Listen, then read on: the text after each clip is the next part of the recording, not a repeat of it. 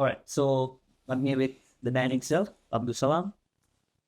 So I met Salam when the only brand you had at the time was Kluman and Crepe Runner. Hmm.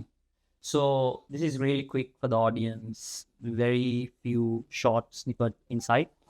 You've how many outlets does Crepe Runner have at the moment? 20 plus. 20 plus. And how many of them are international? 5 international and 15 in Sri Lanka. And we are racing towards, let's say, 30, 35 in Sri Lanka in the next 3 to 4 years, or maybe before that. That's right. And that entire expansion has been within within a span of less than 5 years. 6 years. 6 years. That's very fast to go global across 5 different countries. I don't know if it's very fast because ever since COVID happened, things have to have the sense of urgency because you never know what's going to happen in the next 6 months to 1 year. So whatever you had as grand plans of 5 years to 10 years has to really narrow down or shorten and then re-engineered for quick progress, because obviously you have the learning curve of what when you start a business you have your first 6 to 8 months to 1 year as a learning curve, and then you'll have to capitalize, and that's what we did. We learned, we understood the customers, we did all of that, and then we created the blueprint. So now we are trying to expand that, and all of that happened over the 6 years of time, and now it's time for us to take the blueprint and then capitalize. Awesome. My question for you is, I have one question for you.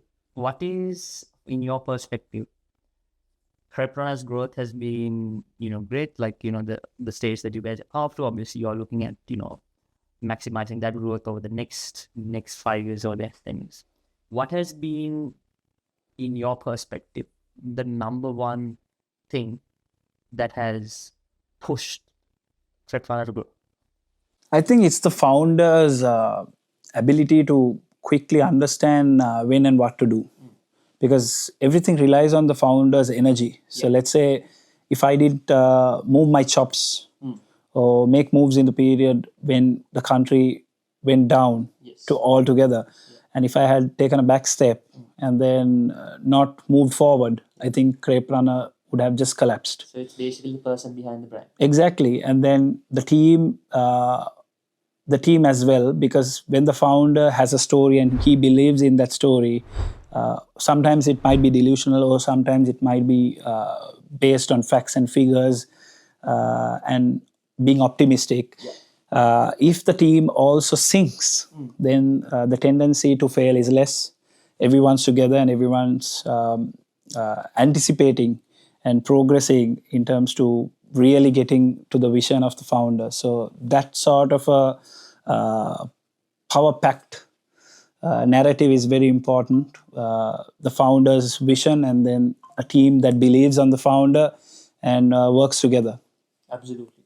You've been a very significant, driving a lot of significant effort behind the marketing efforts of Crepe Runner. For the audience watching, what's one piece of marketing advice that you would have that they would find the most valuable? I think marketing is wrongly understood in the community. Most of the people think marketing is advertising only and designing and all that. Whenever they see an ad, oh, it's just marketing. I would say marketing is like an ecosystem, and it's a management process where the finance department, the HR department, the operation department has to integrate marketing into them. End of the story, keep the customer happy. Find all the avenues, tons of variables to really map, but come up with a simple systematic approach to understand the customer better. And that is what marketing is all about, to keep delighting the customer whilst making profits and being sustainable. So that's something I would say, try to integrate marketing with all the departments and make sure you keep delighting the customer. To delight the customer, you can't just delight from your thoughts.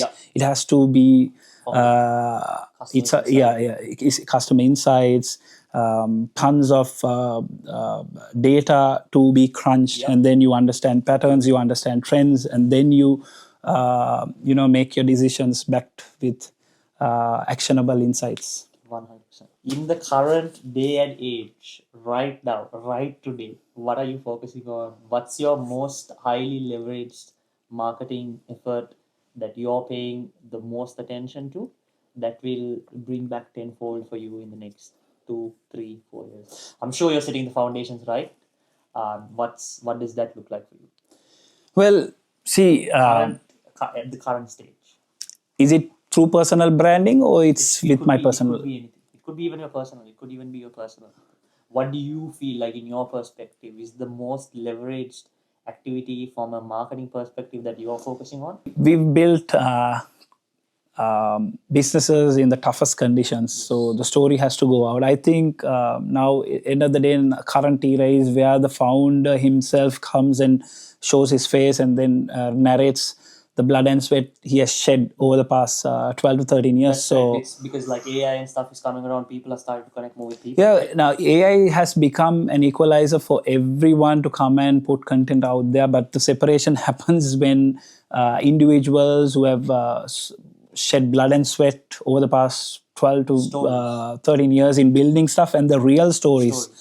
That's the real separation when the whole equalizer happens with everyone having content and calling themselves as entrepreneurs, CEOs, or founders. But the real separation happens with valuable stories with backed performance, with real data that what has gone through and how you built that business. So that's the real separation that's going to happen. And then what I'm focusing in terms of personal brand is to put out the story, to show the real possibilities and the probabilities that one could ever go through in life when building something.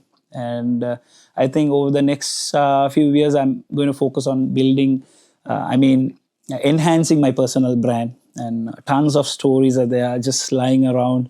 So it has to come out, inspire people, and then create an impactful society when it comes to young budding entrepreneurs. They have to see the real side. The real story has to emerge in terms to even themselves. They will understand how to put their story out. So in a nutshell, in terms of personal brand, I'll be showing all that, how brands are built from scratch, being bootstrapped, and then all that. Yes. And in terms to my businesses, yes, the journey in terms of exploration, exploring the customer never stops. So we always find new ways. Now that AI has come into play, we are building systems to further understand the customers and then adapt according to what they really want and build the best product in terms to increasing the customer frequency and the loyalty and the whole funnel coming into life.